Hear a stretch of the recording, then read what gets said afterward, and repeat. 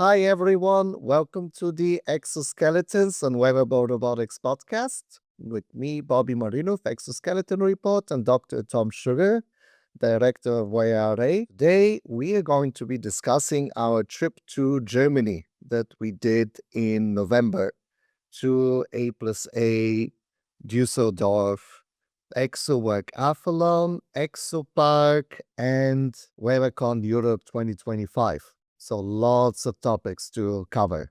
How are you, Tom? I'm doing well, thank you, Bobby. And yes, really enjoyed the conference.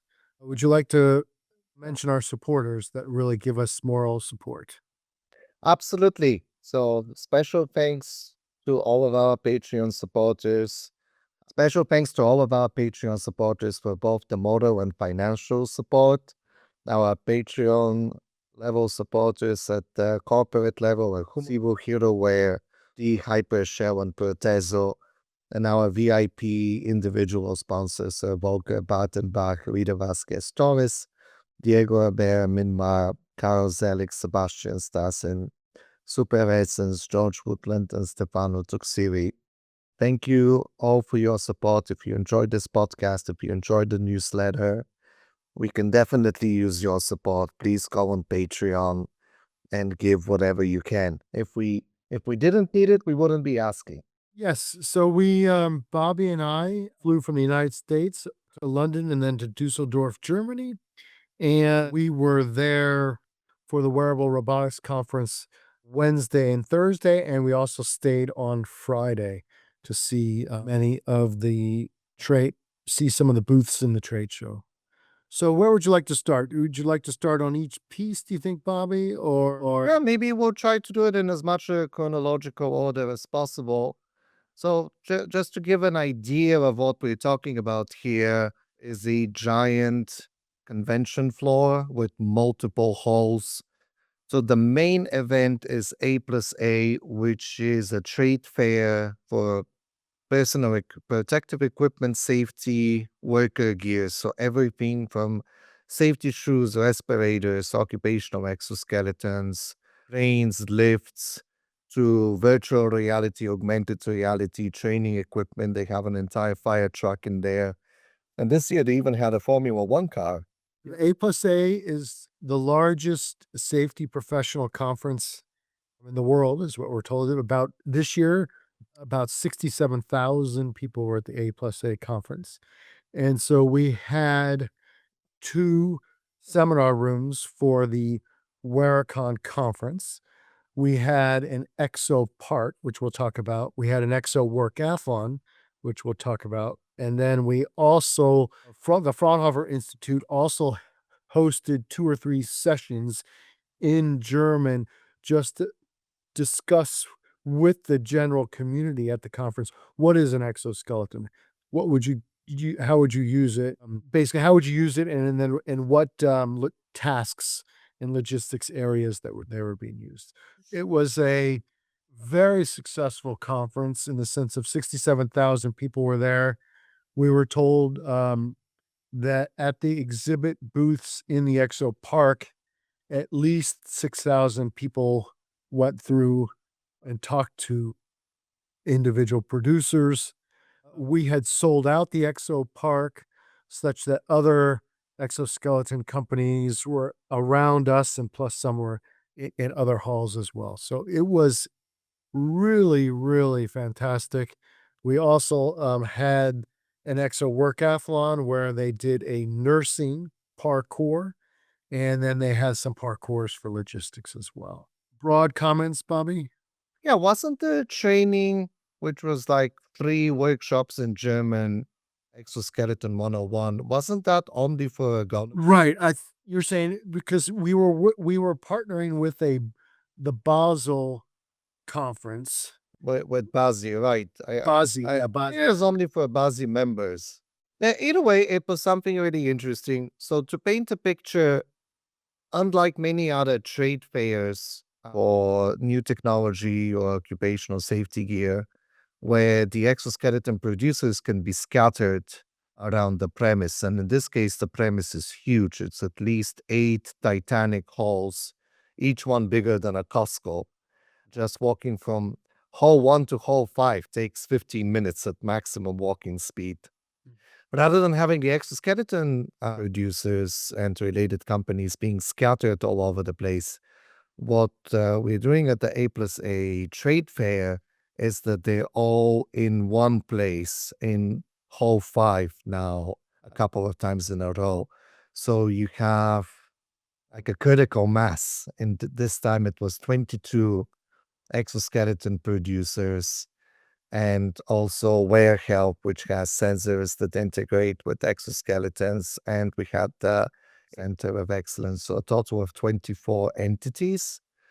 And then related entities like that chef with the overhead, almost like a ski lift chair, was also there next to this, because it's a similar technology where it physically helps you get through the workday. So that's ExoPark.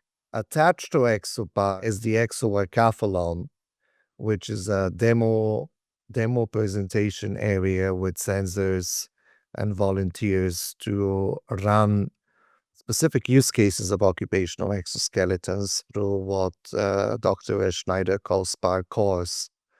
Then to the west of Hall 1, we had the said Exoskeleton 101 workshops, and we had the WearRAcon Europe 2025 conference, which was a 2-day conference on exoskeleton technology and digital web-based assessment technology with, I think, more than 20 speakers. Yeah, So sometimes it gets a little bit confusing when we're talking about the event. There's just so much happened all at once. yes. And so if you're interested in who were the speakers, you could go to the Wearable Robotics web page. So if we look at the speakers and the presenters, so at the conference, Dr. Christoph Malfrey and Dr. Ursch should be congratulated on running a very, very organized professional conference. And thank you, Christoph, for your years of service for WearRAcon Europe 2019. And then I think we did 2020 virtual, and then we did a 2023 and a 2025. So our first keynote speaker was Professor Sartori, and he was thinking about the ideas, kind of a new word, bioprotective exoskeletons. And so he was thinking about how could you apply forces and torques to protect the body, or let's say protect the lower back. Then we had Yeah, and I okay. think the main thing that I got out of his talk was how an powered occupational exoskeleton, or even a semi-active one, can estimate the loads that are being handled, transferred, or carried by the user, by the worker, to adjust the properties of the exoskeleton to automatically match the detected task. Right, and he talked about too, because if you had a powered system, you might want to protect the lower back during the squat lift, that's obvious, but also when you're holding the object or walking with it, you might want to apply protective forces. And so I think that was an interesting idea as well. Then the next session was on exoskeletons and exosuit technology, and had speakers from the Fraunhofer Institute and universities thinking about how do you characterize the exoskeleton, how do you use it, let's say, in some of those parkours. And then Professor Verstappen looked at how you could design exoskeletons and some of their research and development assessments that they thought about over the years. Any thoughts there, Bobby? So at this point, the conference split into 2 tracks, the A track and the B track. So no thoughts on that, because I was actually on the lower floor. I was in the B track. Okay. So Bobby then was on the B track in the lower floor, and they were I'm thinking about contributed talks from I wasn't there, so they were thinking about, contributed talks from some of the exoskeleton companies, is that or producers, is that Yeah, so Dr. Berenger from Happel introduced the Happel BR, which is a passive lower spine offloading exoskeleton, presented a little bit of work on difficult to describe.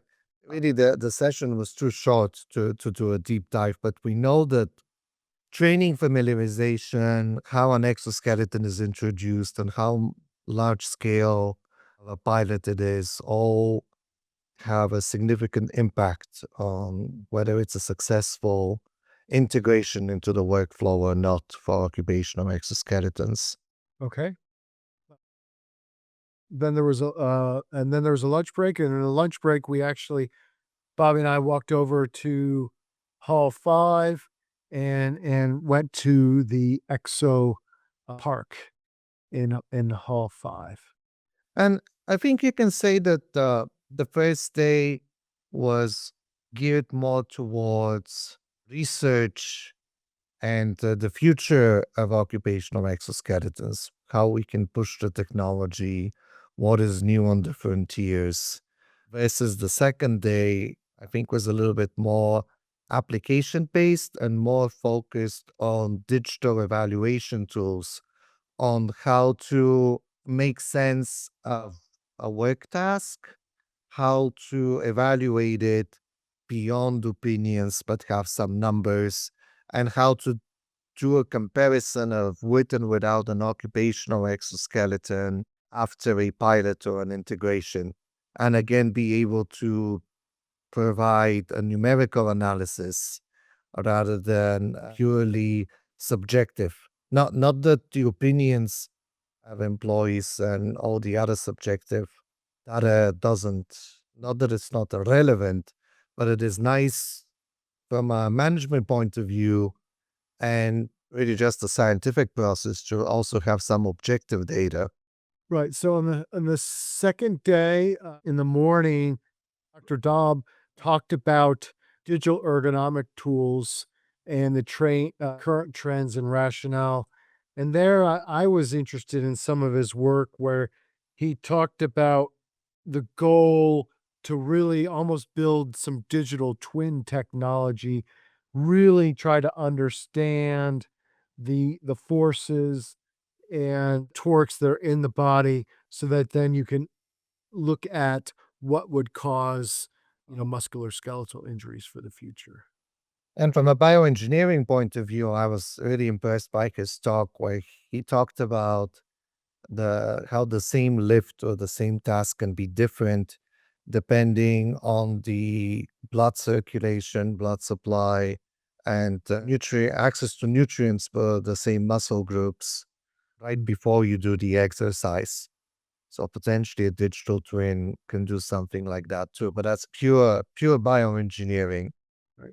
And then Marisol, who is part of our WearRA board, she talked about her extensive experience on how to integrate exoskeletons into organizations because she has worked at many companies and she talked about how exoskeletons were integrated in places like Toyota, and then she had worked at Amazon Cloud Services and Vibrance Technology. So she gave and if people are interested in some of her work, there's quite a few very good YouTube videos of her working in that area. I'd like to just highlight. Let me see if I say it right. Hyundai. Hyundai talked about a new shoulder exoskeleton that they had designed, and it was, for me, it was a very I put it on, it was very comfortable and lightweight shoulder exoskeleton. And what I was surprised at, we could talk about this a little bit, Bobby, is that their booth was outside the Exo Park, but they had a very, very, very, very large booth where it was promoting, the Hyundai technologies and the Hyundai Motor Company, but also their passive shoulder exoskeleton. I'm not sure if it was outside the ExoPark. I think because It was the big sign that said ExoPark was in between the red eye booth and the I so I think it was very much part of ExoPark. It was just so giant that it was the size of the entire ExoPark put together. Yes. But Right. that's a Right. preview into the next topic. Right. People talked about, let's see, people talked about, they had some people from the hospital and nursing industry talking about practical ways of implementing some exoskeleton technology, at hospitals for nurses. There was a session on evaluation methods and standards. Bobby went to the session upstairs, and I personally went to the session downstairs to listen to technology. But so maybe Bobby, you could talk a little bit about some of the standards that you saw. Yeah, so as the technology is maturing, as the industry is maturing, I think it's becoming more and more important to be able to again quantify and be able to put some numbers behind the capabilities of exoskeletons. Heaven forbid be able to compare them apple to apple versus relying on marketing material. And there's also now things that I would describe as fakes on websites like Amazon USA has some dubious devices that are listed as exoskeletons at a very low cost from companies that I have never seen or heard of. So some of the presentations for the EWAS evaluation, I've written about it in the past. It's for upper body exoskeletons right now, and it's a mixture of lab testing with questionnaires, and it produces a certificate that we've tested this. This is an occupational exoskeleton. But I think in 5 years they've gotten 3 devices certified. So it's definitely very much in its infancy. ASTM International also had a presentation, and obviously both you and I are currently members at large there. We've been involved with writing standards, their consensus-based standards, and it was very clear that the European community was really not too aware of what ASTM has been doing. So this was a great opportunity to reach, how do they call it, beyond the pond, across the pond, to reach across the pond. And unfortunately, the last presentation was another call to action for more longitudinal data, from what I can recall. Obviously, there's an advantage to being there personally and be able to be at the presentations and meetings that interest you and match your career goals.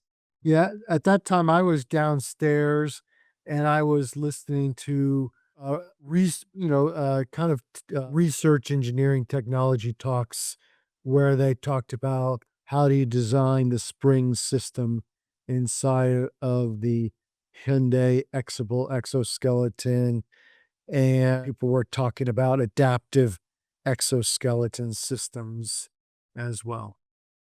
And then And I think you were impressed with the Hyundai presentation. If I recall, they've gone from 3 springs in their cartridge to 2 springs for their shoulder support exo.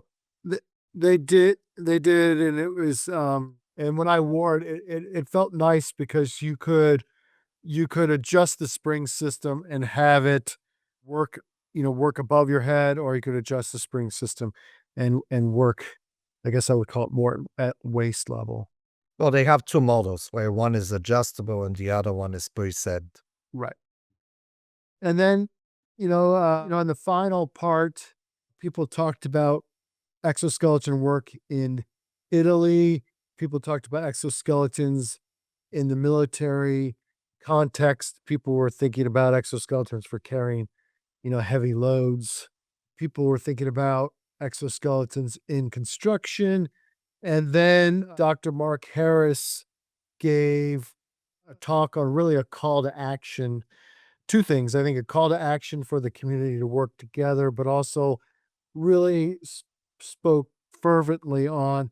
There is a lot of data out there in the US showing longitudinal usefulness of these devices. And a call out to Bobby and Mark Harris. There is a YouTube video that I think Bobby's got a link to. So if you're interested in this talk, there is a YouTube video out there. Yeah, we'll link it in the description of the podcast. It's highly recommend for anyone who's interested in a different point of view of where the industry is at. So if you're an investor, researcher, just getting started, I think it was a great talk.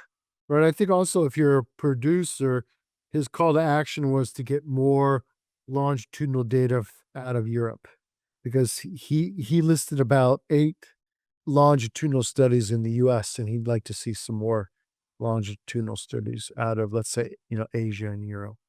Well, I wouldn't call it a longitudinal study. It was more like long-term reports from large installation customer bases. Right. So I guess maybe I'm using the wrong term. I was using the word study, which makes it sound like that, it's a National Institutes of Health, kind of a study.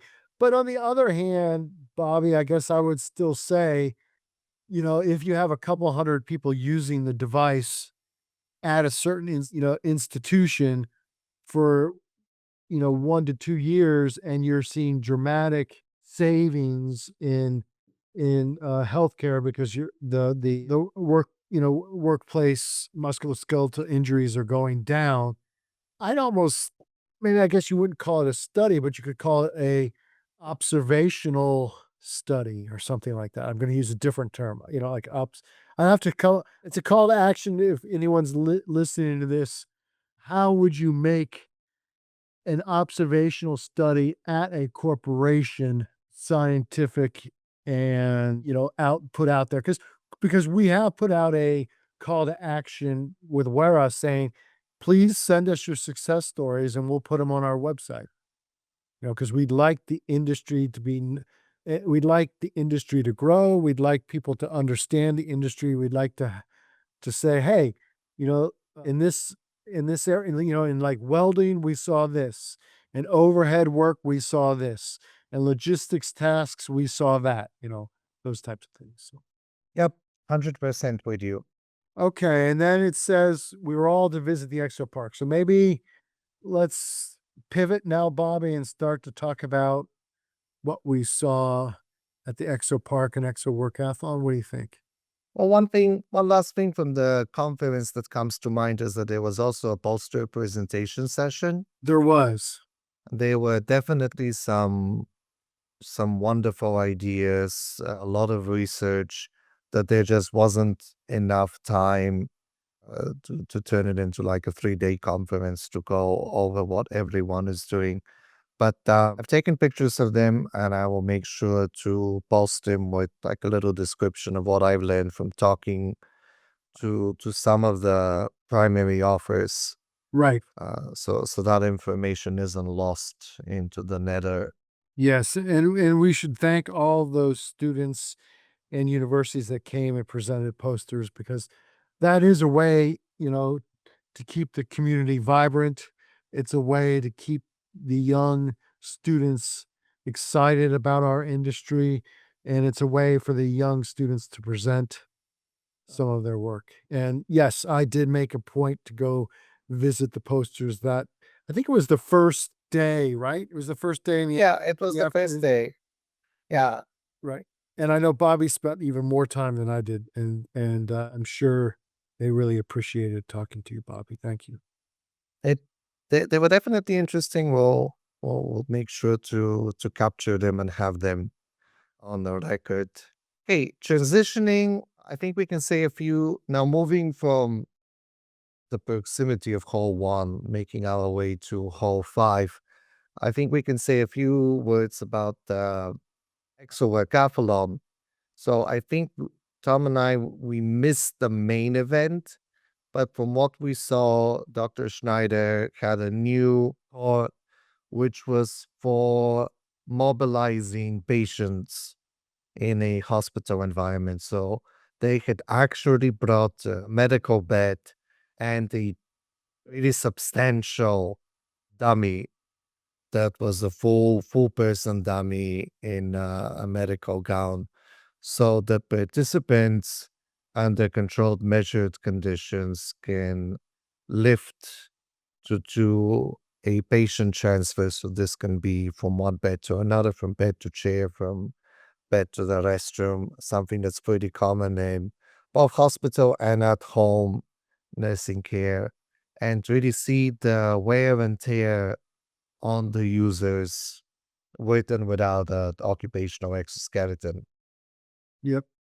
And if I remember right too, they even had some nurses come and try out exoskeletons because we're talking to Dr. Schneider, he's a firm believer that he wants to have industry designed parkours and then have in real industry people try out these devices. And so he's a firm believer on that. And I congratulate him on the idea of really applied engineering and human factors research where he's making sure that he has industry buy-in for the parkour and then he has industry people testing exoskeletons. And just in a few words, the parkours is really specific use cases. So in some cases, we have seen where there would be an occupational exoskeleton, and then there would be testing designed to evaluate its capabilities. In this case, the order is a little bit in reverse, where a use case that matches things that they see in the German workforce is selected first. So Mhm. that could be overhead work on a vehicle with and copying a specific overhead station. It could be logistical tasks of putting boxes in a crate or taking them out of a crate. Then the important thing here is crate. The crate stops you from really bending your knees or using any classical ergonomic solutions like doing a two-person lift, or in some cases, even having reins. You definitely cannot have a jack to lift things up. It's not on wheels. You can't slide things out of it. It's a crate. So once you have these parkours where you have use cases that are real copy-paste use cases from real life conditions, and it is simply impossible to do a smart lift, Mhm. then assessing occupational exoskeletons really is the next step. Right. So yeah, so in the Fraunhofer Institute had an ExoWorkAthlon. They had two stations, one station for nursing, and then they had one station for logistics tasks. And as Bobby mentioned, there's a crate, and you could put boxes in the crate, or you could put basically I would call them like sandbags into the crate. Okay, and then next to the Exo Workathlon was the Exo Park. And so in the Exo Park, you had, let's say, 10 or 15 companies around the Exo Park. But then the nice thing was in the middle of the Exo Park, they again had workstations that Fraunhofer brought, and you could actually test some of you could put on an exoskeleton and test it.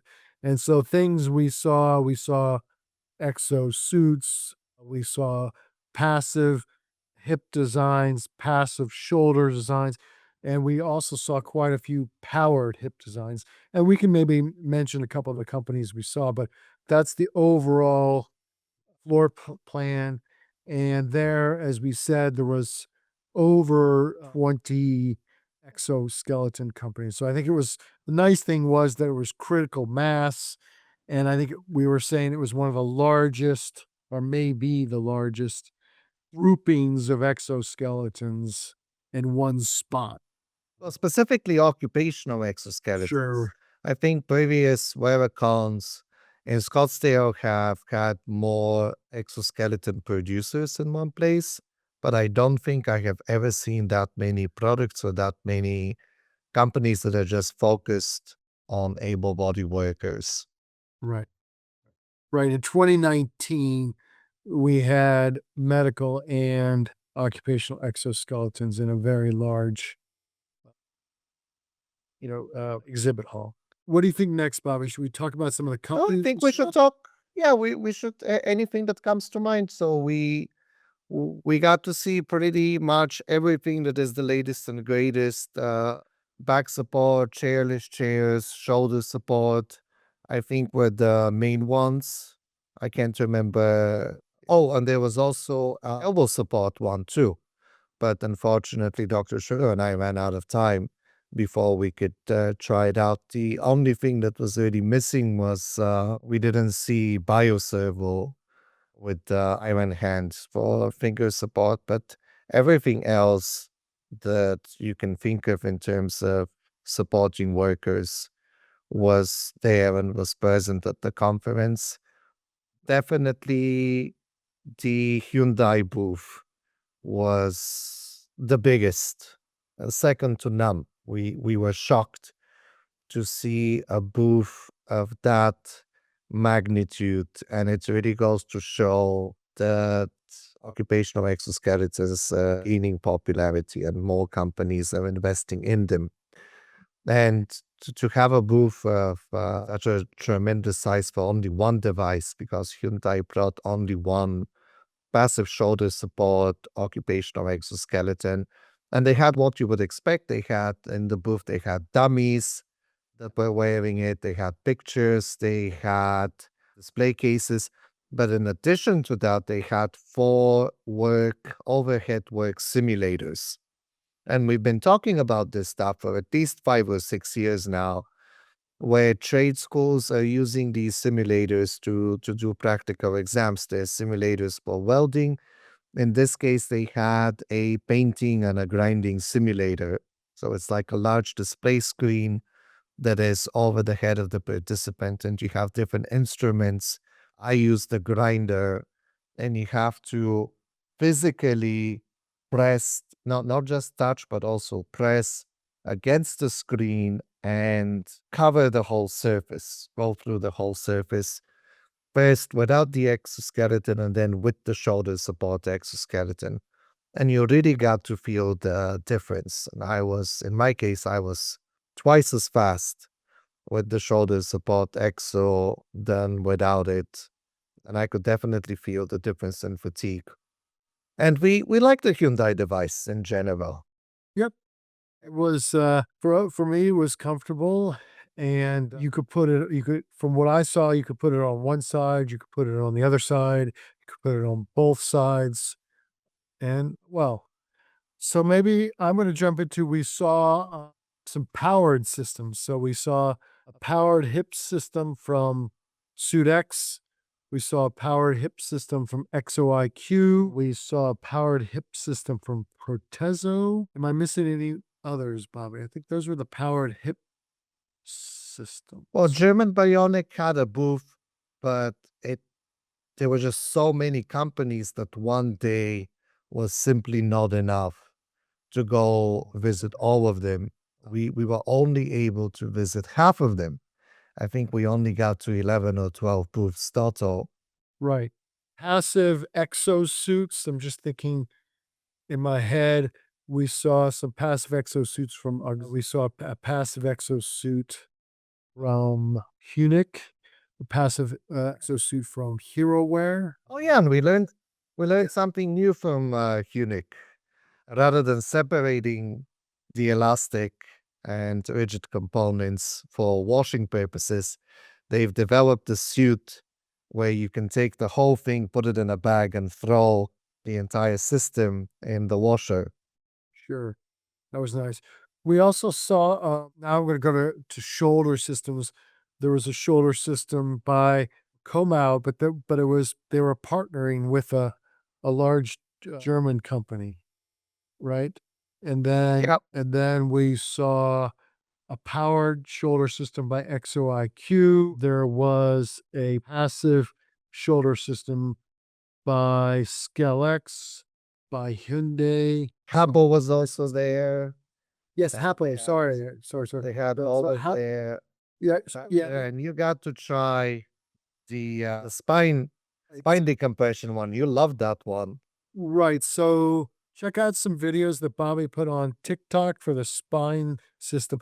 But they had Hapo had a ExoBR, I'm going to call it, where you put on a device and it was spring loaded and it helped to decompress the spine. And boy, it felt good. You felt lighter on your feet. And I joke, around. The older you get, the better, the better these devices feel. And so I had forgot to mention that Hapo had a passive shoulder system. They had a passive back lifting system, and then they had specifically a spine decompression system. And I think that Skelex were also there. I think Virgo was there. All right. There Maybe was a we new should. company, Ease Yeah, Ease was there. They were with the elbow, system. with the elbow system, right? We put on the Achilles chairless chair system, and it was quite It good, was actually. good. Yeah, it was good. I liked it. I liked it being independent for each leg. Absolutely. Right, it was different. It was independent for each leg, so that was interesting. There was a nice little video here. So if we look at the video, it was in ExoPark. People put on devices. People using some of these logistic test stands. And someone doing a parkour, moving bags. And that's the Fraunhofer There were G device. That's the Zero.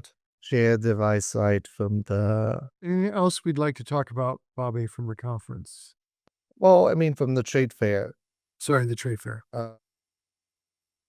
So just to finish off, who was presenting? There was a new to us occupational exoskeleton from Japan, Sahicho. I'm probably butchering the name. Unfortunately, we didn't get enough time to go there. Digity was also there with a third generation of finger and thumb protection exoskeleton. So their devices help from to stop this from happening when you're pushing to not have your finger bend in the wrong direction. So it's an exoskeleton with a soft replaceable tip. Wear Health obviously had the sensors. And there was ScaleFit, which is a digital assessment. Inofis was there as well. H3s was there. She was there. They didn't bring their military system, but they brought their occupational exoskeleton. And like we said, Virgo and Schmaltz as well. Thank you. Oh, I apologize for not remembering. no, don't apologize. I just didn't think that we'll be listing all the companies. So I wanted to make sure that we don't leave anyone out. Yep. Okay. Well, I think we should just say a few words about the A+A trade fair as a whole, because you and I did spend walking it. we'll end on that. Bobby and I walked the A+A trade fair, and they are really focusing on worker safety.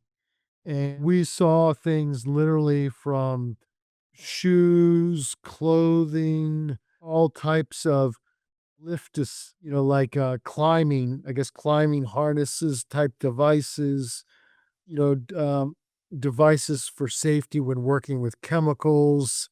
Um, it was an enormous conference.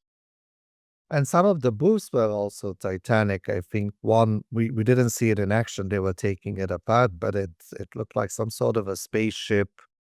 And we were told that they had models just modeling and walking safety shoes. Right. I mean, like literally, it was like a track. It was the size of like a track at a small track, but still a track at your high school. Like and they had people just walking in safety shoes around a track. Like it was enormous. And it's, let me say it this way, it's an extremely well-run conference. When you're there, it's a lot of fun to be there. Lots of people are attending, and Dusseldorf was a really nice town. Bobby and I went out to dinner one night and had enjoyed ourselves. Yeah, we had Wiener Schnitzel. which was Yes. nice. It was really good. And I think just to emphasize, there are some differences. The trade fair being safety technology is a real nice fit for occupational exoskeletons. To their credit, the A+A team now a few times has really emphasized ExoPark in their marketing brochures on their website and really using it to demonstrate that they have all the classical companies, but they're keeping an eye on all the emerging technology as well. The whole event, like Tom said, is really, really well done, really clean. Kind of wish that they had a little bit more food, but that's because we are Americans and we like to eat a little bit more, I think. They had everything from A to Z, fall protection harnesses, lifts, miniaturized lifts, motorized dollies of all kinds of sizes. If you could think of it, it was there. And the last thing that struck me is I've been to many trade fairs in the US. I've been to being a pre-med, I've been to dental trade fairs. I've been to different semiconductor trade fairs. A+A feels a little bit different, where obviously everyone is there to sell and show off their equipment, but there is a bit of a spirit of education and just getting the word out that, like, hey, these technologies exist and they may or may not be suitable to your employees. And we've gotten also a lot of feedback now several times in a row that the exoskeleton producers do not feel that they are lost in between all the other exoskeleton companies. Every all the feedback that we are getting is that it felt like a movement, like a community Mhm. trying to make a difference, and that it was easy for the participants and the attendees to see the difference from one company to another and what they're offering. And some of my thoughts are I'd love to see everyone at the A+A Exo Park in 2027. But stay tuned. Dr. Schneider and some people might be putting on a small Exo Park with A+A in Shanghai next year, from what I remember. Yeah, stay tuned. We have an events calendar specifically for that. You and I updated it recently. So it already has at least 8 major events coming up for 2026. Thank you. And what would you say was the energy level, just to finish it off? I thought Like, the energy level, the enthusiasm, the optimism was like next level. I agree. Again, I think I said this to people. The WearRAcon Europe 2023 was outstanding, and the WearRAcon Europe 2025 with the ExoPark and A+A and everything that Fraunhofer did was even better this year. Like it was wow. I mean, just the sizes of the booths, so many companies. People told us they had over 6,000 people try on exoskeletons over I guess it would be more of a 5-day period if you were there for the whole A+A trade fair. And I was proud of what was accomplished. Me too. I completely agree. I think that the energy level, the enthusiasm was sky high. We also heard that people are now coming in prepared to ask intelligent questions, that many are not seeing occupational exoskeletons for the first time, but it's the opposite, where they're like, oh, I've seen this, but I know that the best way to understand the technology is to physically try it on for myself. So we saw multiple indicators that things are moving forward, that this is becoming more accessible, that the myths and fear of the unknown is starting to diminish, that Mhm. this is becoming less and less an exotic technology to something that is slowly moving in the direction of safety glasses or hard hats or closed toe shoes, where Right. it's mundane safety technology, which is what we want it to be. We want to demystify it. We want to popularize it. We want to show people that this is not something scary and that can be very beneficial to workers anywhere on the planet. And I think that this event was a major step forward in that direction. Yes. Well said. Thank you, Bobby.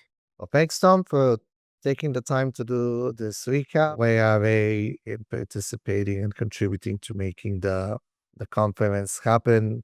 I second a shout out to Dr. Schneider and Dr. Christoph Mulfrey and the rest of the Fraunhofer team. They put an enormous amount of time and effort to make sure that everything runs smoothly and to support A+A. And thank you all for listening and your interest. If you want to know more about occupational exoskeletons, we have plenty more episodes on the subject on this podcast, and feel free to branch out to medical, consumer, and military ones as well. Bye. Bye bye.